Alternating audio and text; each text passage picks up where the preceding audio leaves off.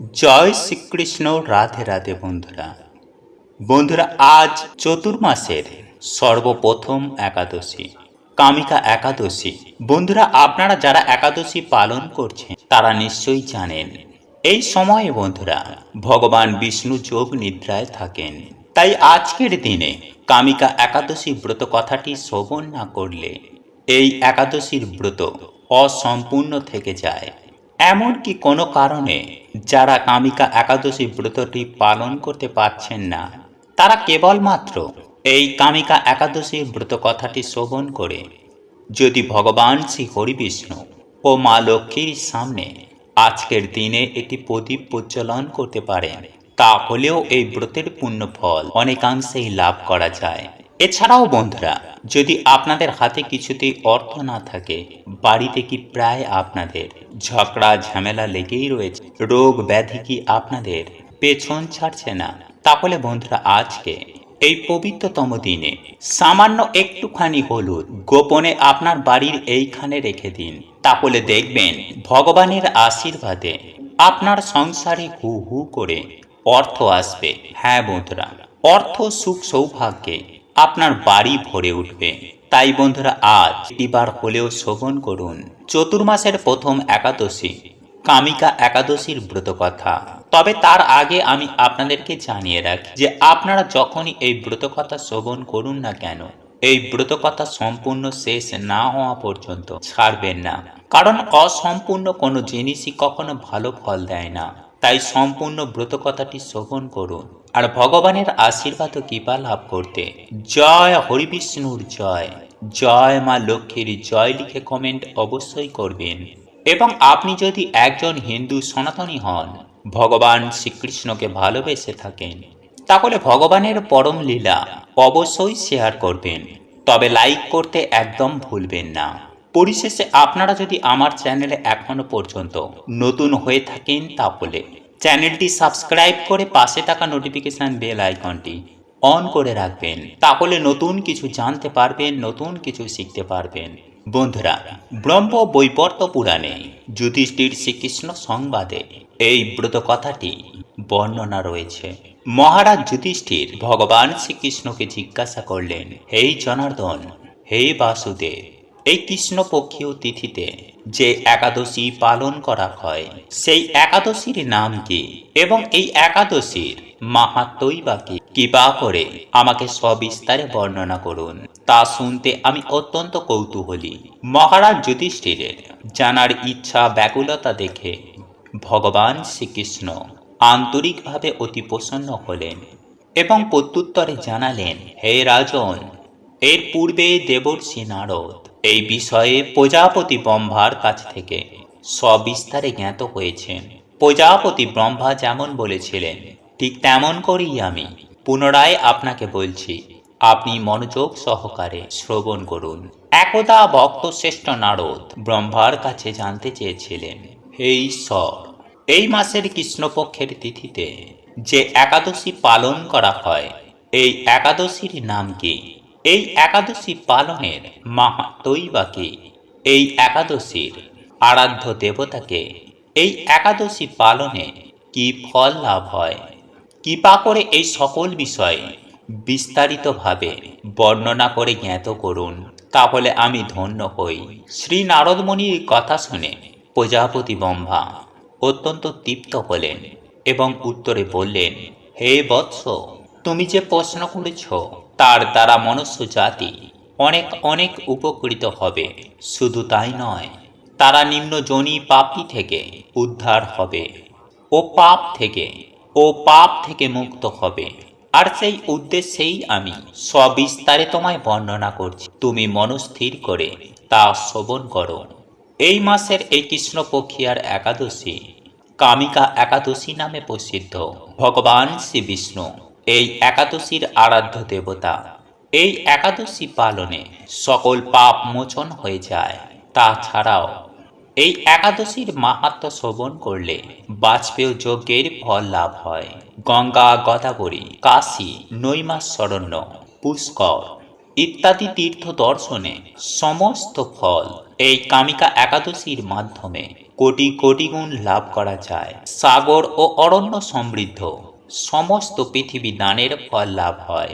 দুগ্ধবতী গাভী দানের ফল এই ব্রত পালনে খুব সহজেই লাভ করা যায়। যে সব ব্যক্তিগণ ব্রহ্ম হত্যা, ভ্রূণ হত্যা কিংবা তার থেকেও বেশি পাপ পুণ্য সাগরে নিমজ্জিত থাকে, তাদের কামিকা একাদশী ব্রতের মাধ্যমে খুব সহজেই তাদের সমস্ত পাপ ভস্মীভূত হয়ে যায়।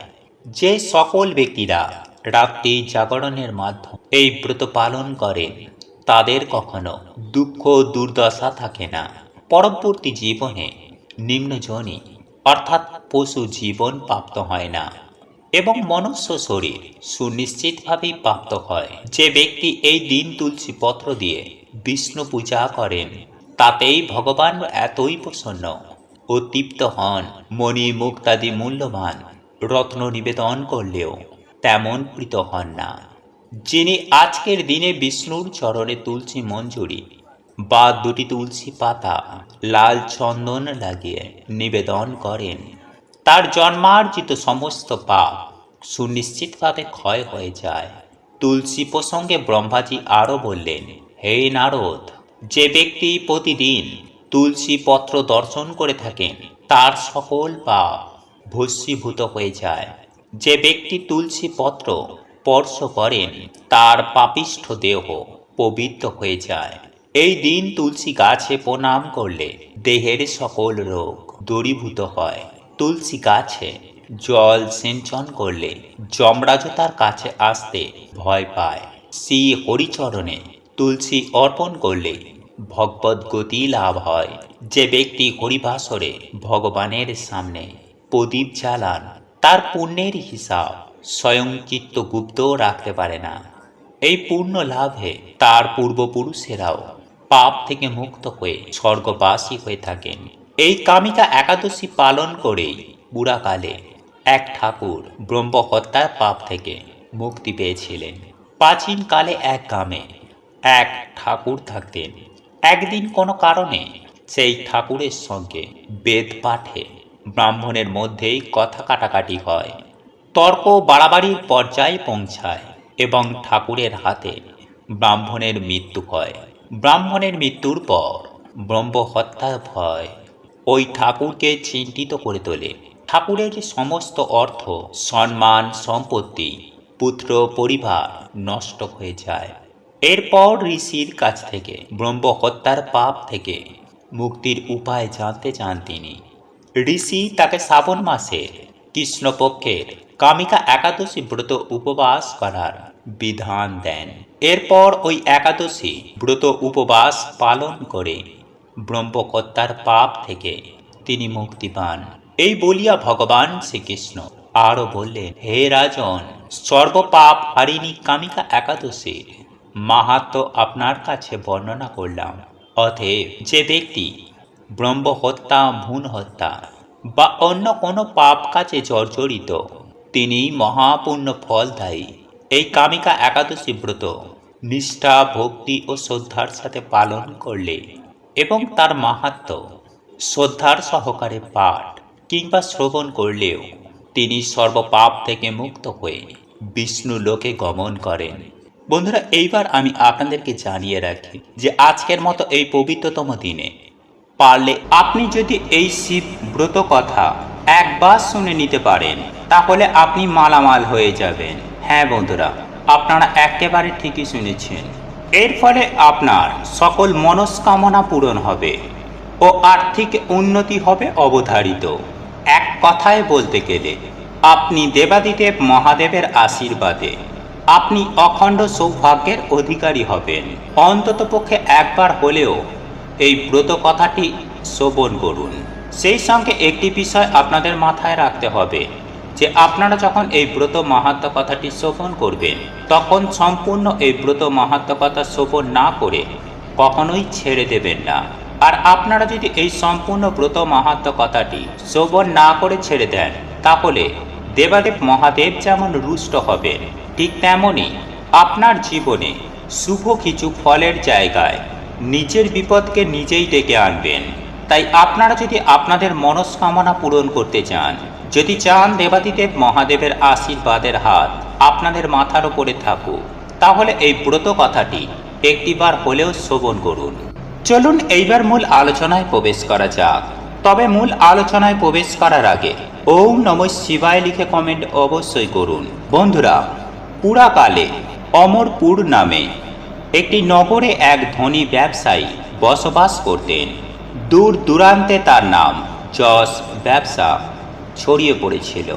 ঐশ্বর্য, যশ, মান, সম্মান সমস্ত কিছু থাকার সত্ত্বেও সেই ব্যবসায়ীটি ছিল অত্যন্ত দুঃখী একজন মানুষ। কারণ তিনি ছিলেন নিঃসন্তান। দিন রাত তিনি একটি বিষয়ে চিন্তা করতেন যে তার এই বিপুল ধন সম্পদ, ঐশ্বর্য তার মৃত্যুর পর কে দেখভাল করবে। তাই সন্তান লাভের আশায় তিনি সমস্ত কিছুই করতে রাজি ছিলেন। তিনি একদিন জানতে পারলেন যে শ্রাবণ মাসের সোমবার দিন যদি নিষ্ঠা ও ভক্তি সহকারে যদি দেবাদিদেব মহাদেবের আরাধনা করা হয়, তাহলে দেবাদিদেব মহাদেব ভোলানাথ শিব ভক্তের সকল মনোকামনা পূরণ করেন। তাই যথাবিধি মেনে তিনি শ্রাবণ মাসের সোমবার দিন ভগবান শিবের অত্যন্ত নিষ্ঠা ও ভক্তি সহকারে পুজো আরাধনা করলেন। একবার নয়, এই পবিত্র শ্রাবণ মাসের প্রত্যেকটি সোমবার দিন তিনি দেবাদিদেব মহাদেবের পুজো আরাধনায় নিজেকে নিয়োজিত করলেন। ব্যবসায়ীটির নিষ্ঠা ও ভক্তি দেখে শিব, জয়া পার্বতী ভগবান শিবজিকে বললেন, হে প্রাণনাথ, এই ব্যবসায়ী আপনার একজন সত্যিকারের ভক্ত। শ্রাবণ মাসের প্রত্যেকটি সোমবার দিন সে যথাবিধি মেনে আপনার পুজো আরাধনা করছে। তাই এই ব্যবসায়ীর মনোকামনা আপনার অবশ্যই পূরণ করা প্রয়োজন।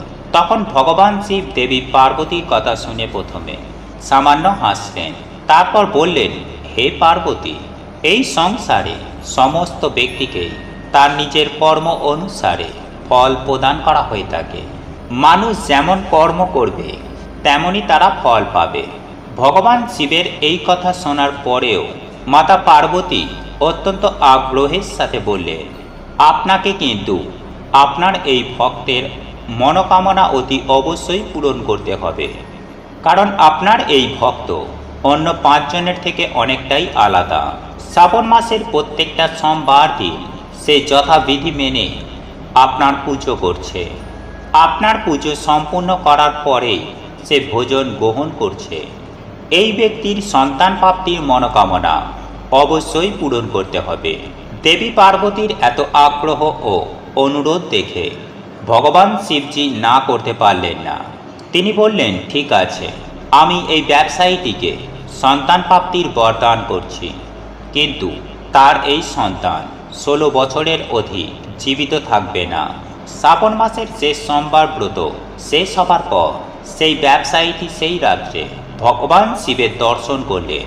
স্বপ্নে ভগবান শিবজি তাকে পরিষ্কার করে জানালেন যে তাকে পুত্র সন্তানের বরদান তিনি করছেন।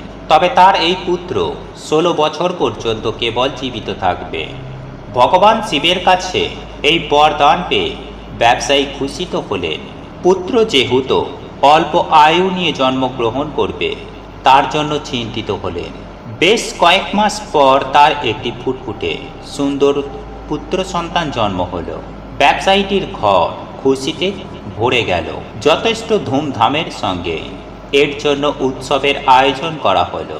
কিন্তু ব্যবসায়ীটি খুব একটা খুশি ছিলেন না, কারণ তার এই পুত্র যে অল্প আয়ু নিয়ে জন্মগ্রহণ করেছে সে কথা তিনি এতদিন পর্যন্ত রহস্যই রেখেছিলেন। আর সেই ঘটনা চক্রে সেই পুত্র সন্তানের নামকরণ করা হলো অমর নামে। ছোটবেলা থেকেই তাকে দান, ধ্যান, জপ, তপ এবং পুজো আরাধনা শেখানো হলো। আর ব্যবসায়ীটি প্রত্যেক বছর শ্রাবণ মাসের সোমবারে ব্রত অত্যন্ত নিষ্ঠার সঙ্গে 16 সোমবার ব্রত রাখতে শুরু করলেন। এরপর ব্যবসায়ীটির ছেলে অমরের বয়স যখন 12 বছর হলো, তখন ব্যবসায়ীটি তাকে শিক্ষা প্রদানের উদ্দেশ্যে তার মামার সঙ্গে গুরুগৃহে পাঠালেন এবং যাবার সময় বলে দিলেন যে যে স্থানে শিব মন্দির দেখতে পাবে সেখানে ভগবান শিবের পুজো আরাধনা করবেন এবং ওই স্থানে দিন দুঃখী মানুষ এবং ব্রাহ্মণকে ভোজন করাবে। এইভাবে মামা ও ভাগ্নে বারাণসীতে যাবার পথে একটি নগরে প্রবেশ করল। যেই দিন প্রবেশ করল সেই দিন সেই নগরে রাজার মেয়ের বিয়ে। তবে যে রাজার ছেলে মেয়েকে বিয়ে করতে এসেছে সেই রাজার ছেলের এক চোখ ছিল অন্ধ, আর এই বিষয়টি সে গোপন রেখেছিল। পথের মধ্যে সেই ব্যবসায়ীটি সুন্দর ছেলেটিকে দেখতে পেয়ে সেই রাজার এক কুবুদ্ধি জাগ্রত হলো। সে মনে করল সে ওই অন্ধ ছেলের পরিবর্তে সে এই ব্যবসায়ীটির ছেলেটিকে নিজের ছেলে হিসাবে পরিচয় দেবে। তারপর বিবাহ শেষ হয়ে গেলে সেই ব্যবসায়ীটির ছেলেটিকে তাড়িয়ে দিয়ে সেই রাজ্যের রাজার মেয়েটিকে নিজের রাজ্যে নিয়ে যাবে। প্রাণের ভয়ে ব্যবসায়ীটির ছেলেটি মুখে কিছু না বললেও বিবাহের পর রাজকুমারীর শাড়ির আঁচলে সুযোগ বুঝে লিখে দিয়ে যায় যে তোমার সঙ্গে তো আমার বিবাহ হলো, কিন্তু বিয়ের পর যে রাজকুমারের সঙ্গে তোমাকে নিয়ে যাওয়া হবে সেই রাজকুমারের আসলে এক চোখ অন্ধ। আমি তো বারাণসীতে শিক্ষা গ্রহণ করতে যাচ্ছি। বিবাহ সম্পূর্ণ হওয়ার পর পরের দিন সেই ব্যবসায়ী পুত্রকে তাড়িয়ে দেওয়া হয়, কিন্তু রাজকুমারী যেহেতু আসল সত্য জেনে ফেলেছে সে রাজার অন্ধ পুত্রের সঙ্গে যেতে রাজি হয় না, বরং ব্যবসায়ী পুত্র অমরকে নিজের স্বামী মনে করে তার জন্য প্রতীক্ষা করতে থাকে। অন্যদিকে অমর ও তার মামা শেষ পর্যন্ত বারাণসীতে উপস্থিত হয়। সেখানে 4 বছর ধরে অমর শিক্ষা গ্রহণ করে এবং যখন তার 16 বছর পূর্ণ হয় সেই দিনই ভগবান শিবের স্বপ্নাদেশ সত্য হয়, অর্থাৎ অমরের মৃত্যু হয়। ছেলের মৃত্যুর সংবাদ পেয়ে সেই ব্যবসায়ী এবং তার স্ত্রী অন্ন গ্রহণ পরিত্যাগ করে। এই ঘটনায় শিব জয়া পার্বতী অত্যন্ত শিবের প্রতি ক্রুদ্ধ হয়। তিনি ভগবান শিবের উদ্দেশ্যে বলেন, যে ব্যক্তি সারা জীবন ধরে নিষ্ঠা ও ভক্তি সহকারে আপনার পুজো আরাধনা করল, যার পুত্র একই রকমভাবে পুজো করে আসছে, তার প্রতি আপনি এই রূপ বিরূপ হলেন কিভাবে? ভগবান শিবজি বললেন, এ তো বিধির বিধান, যা হবার তা হবেই। এই কথায় পার্বতীজি আরও ক্রুদ্ধ হলেন। তিনি বললেন, তাহলে ভক্তির কি কোনো অর্থ নেই?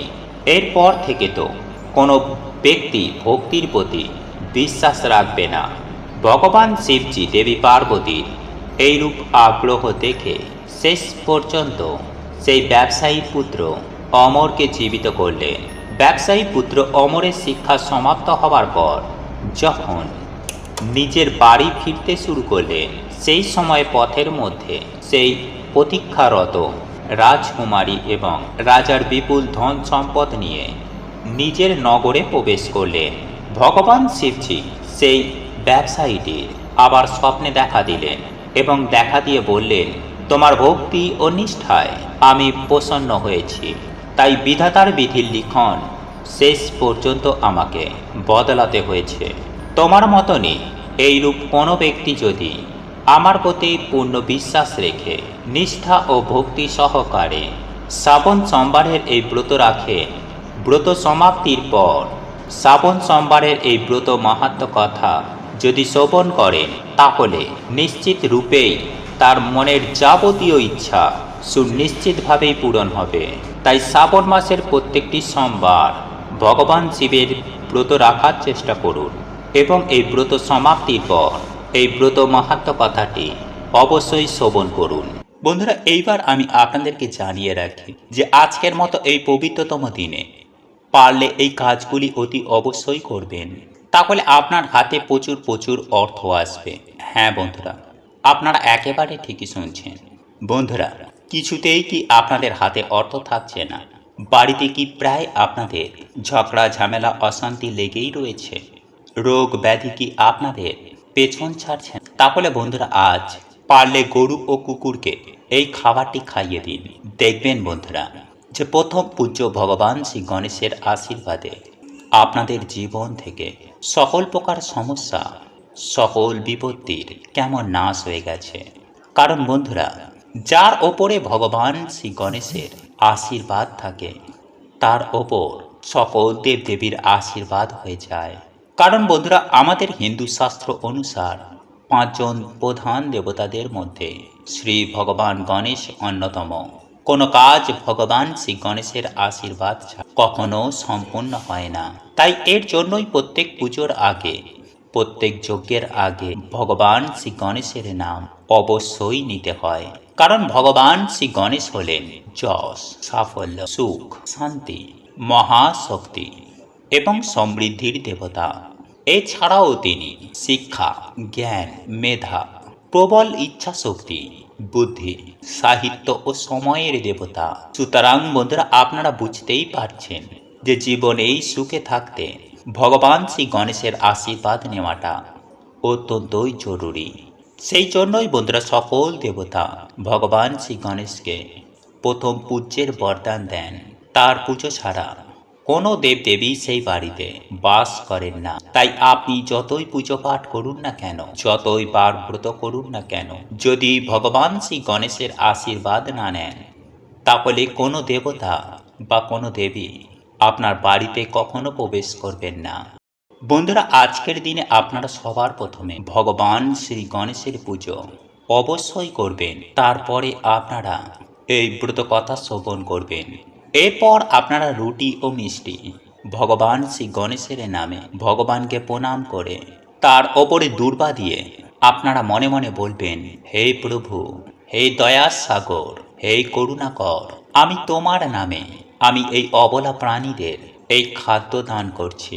প্রভু, যদি আমার কোনো ভুল হয়ে যায়, তুমি আমাদের ক্ষমা করো এবং আমাদের জীবন থেকে দুঃখ, দারিদ্রতা প্রভু তুমি চিরতরে দূর করো।